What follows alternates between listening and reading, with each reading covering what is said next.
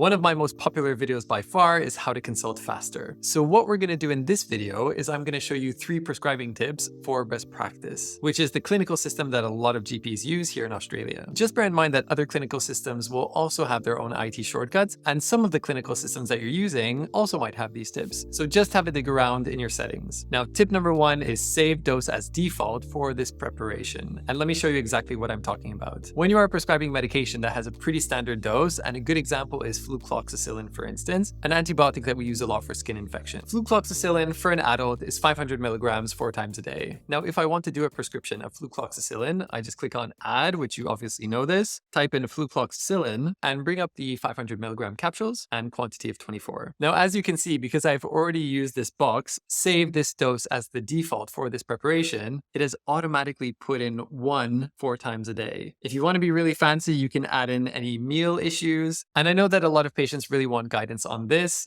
Personally, I don't think it matters if you take it on an empty stomach or if you take it with a meal, so I don't put anything there. And furthermore, you can add in extra instructions. Now, the way that you do this is essentially what it normally looks like without the save dose. And you basically just click on 1 4 times a day, save this dose as the default for this preparation. Now, that speeds things up a little bit, but I'm going to show you another tip that will speed things up even more. Now, if you press Alt on the keyboard, you will notice that these little underscores start appearing at the start of many of these buttons. So you can see that there's a little underscore under the capital B and a little underscore under the capital N. And what that means is that you can use a keyboard shortcut to make this whole process faster. And I have spoken about this in that previous video. The slowest way to use a computer is using a mouse. And in my previous life as a sound engineer, I used to do a lot of mixing and mastering of songs, and we would rely on keyboard shortcuts to really speed up the process, especially if you're cutting out breaths or you're using different takes. You really don't want to use the mouse to cut and paste and cut and paste. You want to use keyboard shortcuts. So essentially, best practice has these shortcuts enabled for you, and you can just uncover them by clicking Alt. Now, if I want to speed this up, I will press N, and that will automatically send me to the next screen. Now, in this case, it's the same thing. I have Alt pressed, and you have to choose whether this is a once-only prescription or a long-term medication. And as you can see, under the once-only prescription, under the capital O, there's a little line, a little underscore. So that means if I press O, you see where this is going. So this is super powerful. And I know this is the case with many other clinical systems. And again, you can see that the next has appeared as something that I can click on. I'll click N. Brilliant. And now if I want to choose the indication, I can choose that with my mouse effectively. But if I just want to blitz through this prescription, then I will press F. So the next time you want to do a prescription of flucloxacillin and you want to really blitz through it, you will hold the Alt button, press A, type in Fluclox, then Alt N. Here you can see that I've already prescribed it, so this screen won't pop up the first time. But again, if you press N, it'll go to the next screen. The dose has already defaulted to 1 4 times a day. N, O, N, F.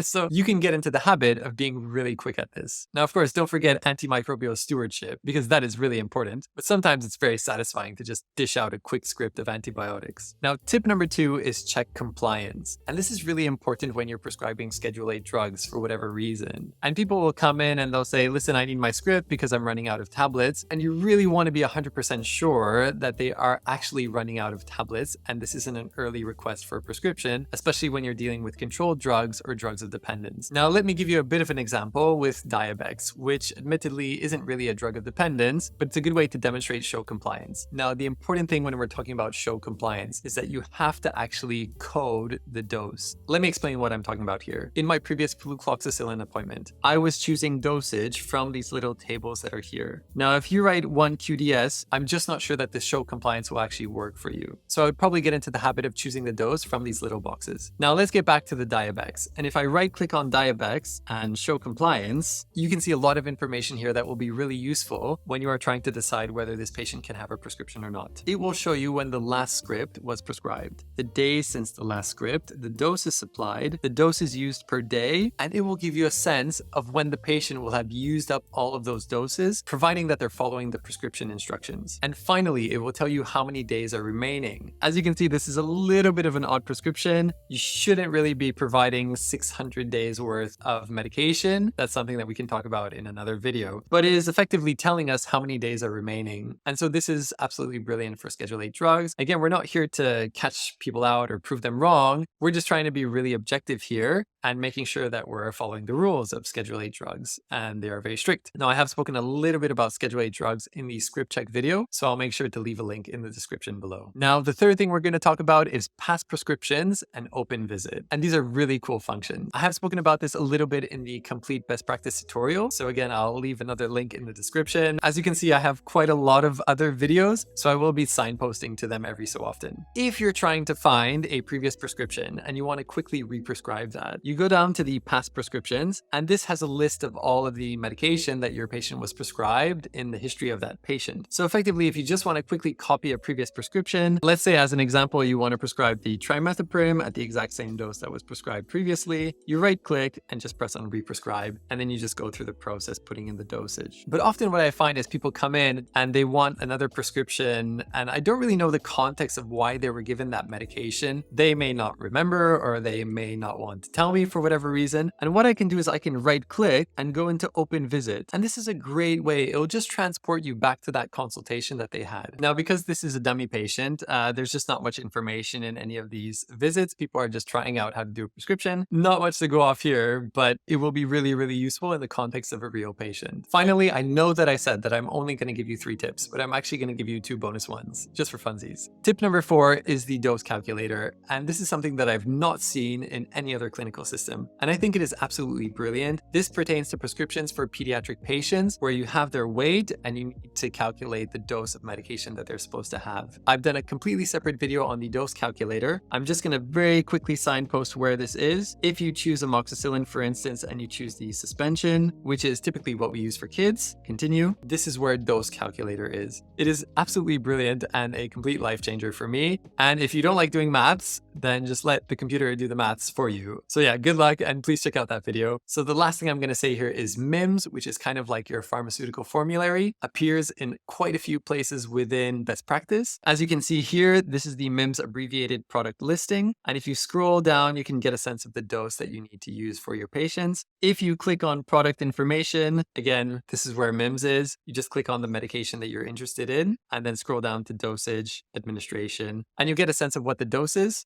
Finally, there's a third place where MIMS is hidden within best practice, and that is right here. Actually, there are 2 more places where MIMS is hidden. I know I'm getting a little bit excited about this, but I'll just show you it anyways. So if you right click on a medication and you click on open MIMS product information, again, MIMS, I'm going to say MIMS a lot in this video. And then finally, MIMS is also hidden in the view product information. So MIMS is hidden in 4 places. If you know that is hidden somewhere else, please leave me a comment and let me know so that I can get as excited as I just got showing you the 4 different places where it's hidden. Right, guys, those were your 3 prescribing tips for best practice with an extra one and an extra one. I hope that's useful, and let me know if you have any issues. Otherwise, good luck.